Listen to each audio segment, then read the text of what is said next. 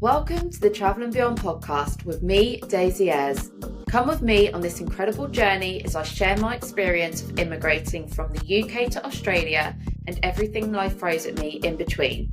Join me for candid conversations, unfiltered advice, and moments of laughter as we shine a light on the highs and lows of this adventure. Hello, and welcome back to the Travel and Beyond podcast with me, Daisy Ayres. This is the episode that I've been waiting to record, that I've wanted to be able to share since I started my podcast. I can finally say that we have been invited to apply and we have now actually lodged our application. This is a day that honestly felt like it was never going to come. When I read out my timeline, it's not going to feel like it was that long, but when you're living it each day, it does. And I think the thing that's the hardest is you never know when it's going to come. I think the thing that made this more tough and challenging was there's so many unknowns, and there still is. I know that there still is, but we're one step closer, and it is just feels like a miracle. So, as you guys know, we put our expression of interest in at the end of May, our first ones. So we were then waiting. We got our invite finally at the end of October. So that's like June, July, August, September, 5 months pretty much that we were sitting and waiting without being able to do anything. So we were unfortunate that we passed our skills assessment and had the documents ready for the expression of interest pretty much when all the states started to close. And we honestly thought, okay, they're going to close and they'll reopen around August time. That just didn't happen. Well, they did open, but they weren't sending invites. So we had put an expression of interest in for New South Wales, WA, Queensland, South Australia, and a 189. And it just felt like nothing was happening, honestly. So end of August came, nothing. Month of September, pretty much nothing. I think maybe towards the end of September, there were some invites for WA. They were for all people that are already onshore residing in WA. So my hopes are slipping away that we'd be able to get an invite for WA because they had said, quite clearly that they would prioritise people already living in the States. That was like, okay, that's annoying, but I understand. Then there was South Australia, and they had said they were going to prioritise construction. So we had sort of thought, okay, maybe South Australia will be a good option. Queensland construction was on the list, but people had told us Queensland is so competitive. They give out very few invites to construction workers. It's really unlikely that you'll get an invite from Queensland. So wasn't very hopeful there. And then there was New South Wales, who also had said they weren't going to be prioritising construction workers. So that was a bit like, okay, this isn't looking good. Victoria, not prioritising construction workers. So if I'm being honest, I went into like quite a negative headspace of thinking, this might not happen this year.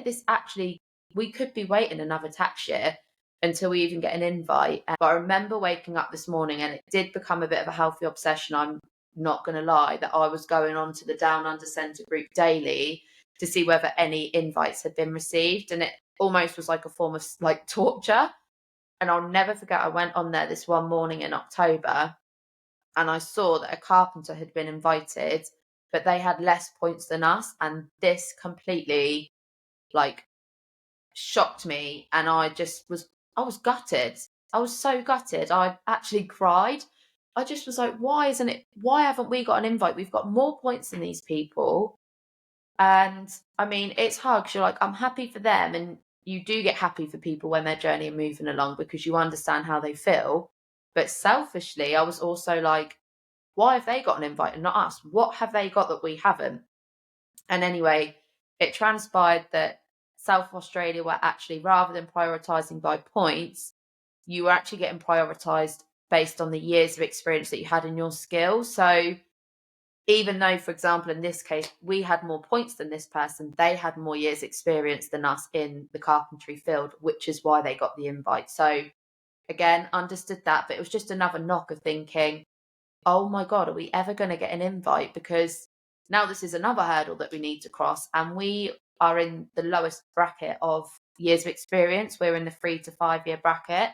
So it's just another thing where I was like, this isn't looking good. We were advised that pretty much all of the states have had their visa numbers reduced this tax year by 70 to 75%, depending on the state. And I was like, oh my God, this could actually not happen.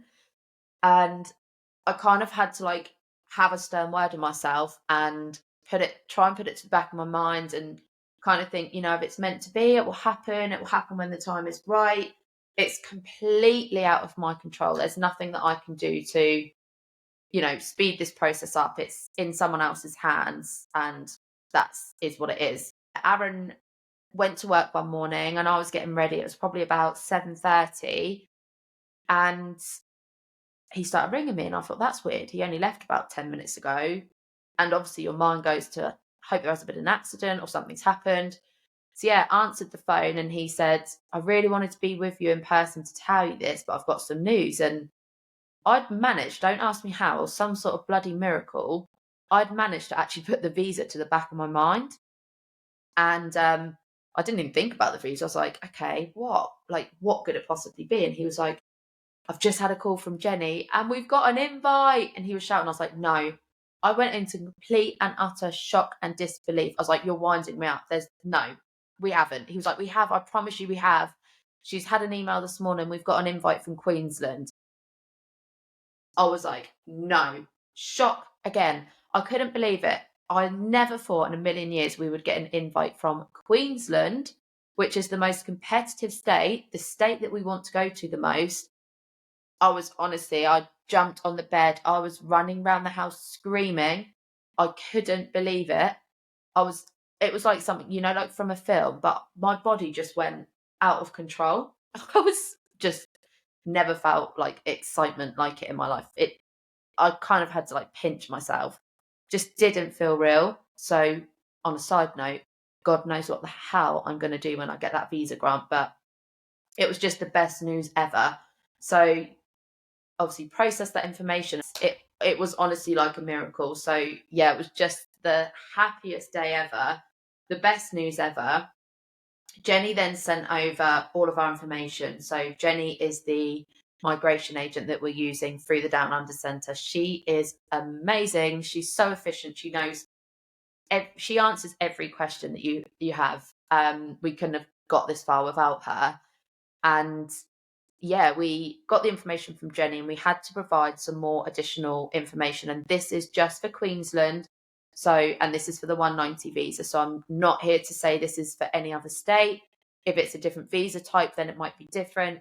As I've said previously, this is talking about my own experience. I'm not an expert, but we had to fill out a settlements funds form. So we had to prove that we had, I think it was 20,000 Australian dollars in savings as settlement funds. We had to show proof of that. We had to do a commitment statement. So it was basically what research we've done, why we chose Queensland, why we want to live there, what area we want to live in, we've researched jobs, what would our budget be? And then Aaron also had to sign a commitment statement to say that he would commit to living in Queensland for at least 2 years. And obviously we signed that, no worries at all. So yeah, we had to send off that additional paperwork, and then basically that's like a pre-invite. So you send off the paperwork, and then you have to wait for Queensland to accept your invite, basically. And once they accept it, that's when you can then formally lodge. We were really lucky. So I've got my timeline saved here. We got our pre-invite to apply to Queensland on the 25th of October. We submitted all of that paperwork on the 27th of October, which was a Friday. And then we had our invite approved on the 31st of October, which was the Tuesday. So it was super, super quick for us. I was a little bit nervous at that point, because you're kind of thinking like, what if I've submitted something wrong? What if, some of the paperwork isn't correct? You can then have the invite refused, and you can't then apply to Queensland for another 6 months. So that weekend, I'm not going to lie, I was a little bit nervous. But anyway, yeah, all came back on the 31st. And then there's a bit more paperwork that we had to send off to Jenny. It's things like, because me and Aaron aren't married, we have to prove that we're in a relationship for at least 12 months. So we had to have 12 months worth of letters. So one from every month, either a joint statement or joint letter or individual ones to the same address. And it has to be things like bank statements, phone bills, mortgage statements, a wide variety of things to prove that you are in a relationship. So we had to submit that, like birth certificates, driving licenses. Because we were with the Down Under Centre, they have it all in their portal, really clearly labelled, and we had already arranged and uploaded most of this information. So Jenny collates everything and then she sends it to you. She sends you your draft application. You have to go through and check everything. And I'm going back a few weeks now, but I think that the page was like 48 pages long. It's a really long application, and you have to, I can't stress this enough, go through that application and read absolutely everything and make sure the information put in there is correct. Obviously, you're uploading the information to the portal. Jenny was then taking that information and put it on the application form. And there could be human error, there could be things that I've done wrong. So I went through everything with fine tooth comb like 3 times and then confirmed back to Jenny that everything was okay, and she submits the visa. So it is at that point that you have to pay your visa fees. And then basically you just get told that it's all submitted and you're there to sit and wait. So it was the best thing ever. Like, knowing that you've submitted your visa to live in Australia as a permanent resident in Queensland, your dream location, something that you've dreamed of your whole life. It was a feeling like no other. A day that I thought was never going to come, and so happy. So I want to read out our full timeline so you guys know kind of how long it took to get to this point. It's not an easy process at all. It's not for the faint-hearted. So we officially started gathering all the paperwork for the skills assessment, and Aaron started doing English revision on the 9th of January 2023. Aaron sat the PTE exam on the 16th of February and scored 10 points, decided to retake it on the 2nd of March and again scored 10 points. He then booked it and sat it again on the 16th of March and passed with 20 points, which was such a great day for us as well, because you'll remember I said in the first episode, Aaron really didn't want to do the English test, and it was such a good achievement for him to like keep going back and keep doing it. So proud of him for doing that. So we passed the PTE on the 16th of March. We submitted all of the paperwork for the skills assessment on the 16th of February. And then we had to wait until the 27th of April to get the email back that our portfolio had passed and that we were eligible to book in for the technical interview. So the technical interview was booked in then for the 11th of May. And to be honest, we weren't waiting that long after that. It was 8 days, as we got a positive skills assessment back on the 19th of May. So that was all good.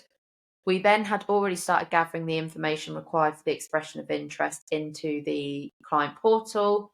So we put in our expression of interest for New South Wales and a 189 on the 26th of May.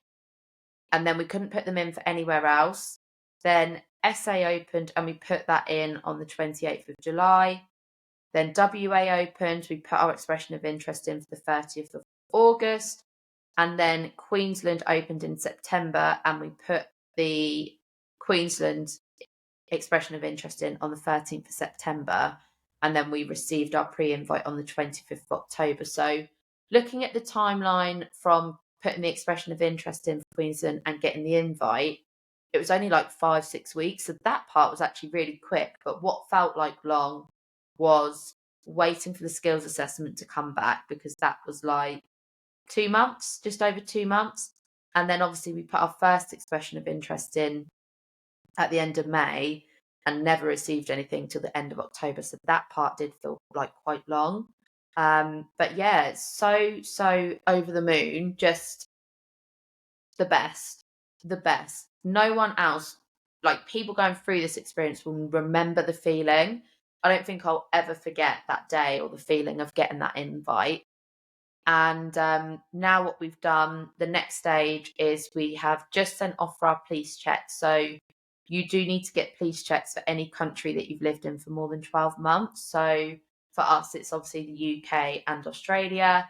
You have to fill in quite a lot of information, actually. You have to have all of your addresses from the past 10 years. That was quite hard for us because obviously we've travelled around a lot in the last 10 years. So we had to put all of our addresses in Australia. And if you've ever been arrested, charged, you have to put in the information from those arrests and what you were charged with as well. So yeah, we sent our police checks off, and that is to get a police certificate, obviously to prove that you are of good character. And from what I've read, what we have done for the health check is like a full body examination. So we have to supply our medical records, and then you get a chest x-ray, a urine sample, a blood test, and I think they just talk through if you've got any medical conditions, what impact does that have on your life? What medication do you take? Fortunately, Aaron and I don't have any ongoing medical conditions where we have, like ongoing medication needed or anything like that. So unless something comes up in the blood test or the urine sample that we don't know about, again, we should be all good with our health checks. And then that's everything done, really. Then it's just a case of sitting and waiting. So we're really hoping that we get the approval, obviously, as quick as we can. We're going to aim to hopefully go over there next summer. So we want to go in June or July, but it all depends on the visa approval, selling our house. So yeah, we have got to sort Pepper out as well, which I'm going to do another episode about the process for Pepper. And we've just put our house on the market this week. So if anyone listening wants to buy my house, please do, because we really want it to sell and we want to be able to go over there with no ties. So that is another big step for us. It feels really weird actually when we had the photos done, and then when I saw it online, it felt weird. I didn't think it would. I thought I'd just be like buzzing because it's on the market. But it feels weird, and I think it will feel weird the day that we move out because it's like an end of an era. We don't own a house in the UK anymore. It sounds stupid because I've applied for the visa and we've been talking about this for so long. But when the house went on the market, it kind of felt like this is real and this is happening. And yeah, it's a good feeling. It's exciting, but it's also weird. I'll keep you guys posted with that. So that's our next big thing to do, is to get the house ready to sell and start to sort Pepper out. So I will come on and do an episode about Pepper, and she will feature because it's actually going to be a bit of a more challenging journey for her. So I'm going to keep you guys posted with that as well. But yeah, I just wanted to come on and tell you where we're at and share our exciting news that we have applied. And I will be back on with you guys soon with another update.